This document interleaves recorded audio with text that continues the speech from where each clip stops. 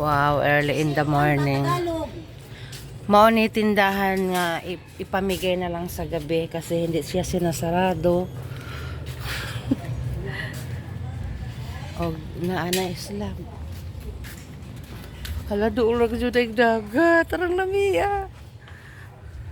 Pagtimpla na mo din nila. Hala. Na. Doon ra kayog dagat oh. Usa ra ka niya sin? Ako, pasang Or Milo? Sisa. Na, bisag unsa. Pero sa kape mo? Andyan na, oh, may ham sila. Ganyan. Isa ka ni, sabaw nga bangus. Uy, hurot na, itong sampurado. Hurot na. Wala na, wa na. Grabe.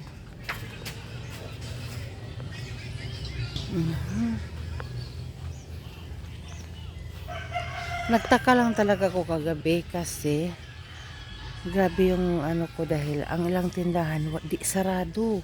Ingani ra, open ra sidya. Wow. Na sila ikaw galingan nga ano. Gilingan ng ano. Galingan. No. Kami aman mo may sar. Galingan. Hindi na doon mag-ano, masakara diretso dire. Magtingog sila mo mawadag. Magminus 20 dong. Dong. Magtingog ba?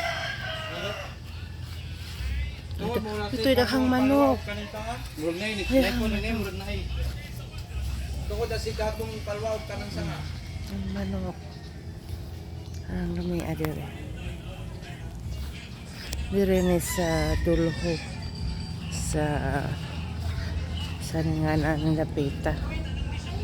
Uy, yung sa ganingan aning dapita. Ang sa nga Dulho lagi. Dulho dire sa Panglao. Naapod oh. Dako nga ano. Dako nga sakayan baruto. Kare, pareho akip dako. Siguro. Dako o man ni. Ha? Hala duha man day ni kabuok. Dako to. Kang Kim ni. Isa may tag-isaan ng mga barko ha. Wa ko na ga abang na Koreano na. Koreano. Namas Chris ana usi. Roni na ingabot na. Ana sila. Kaning duha ka barko. Wala uy dako amare. Duha ka barko.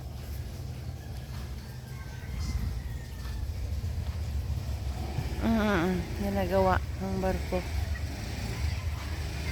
Alam mo yaman eh. Basta malapit ang dagat kasi.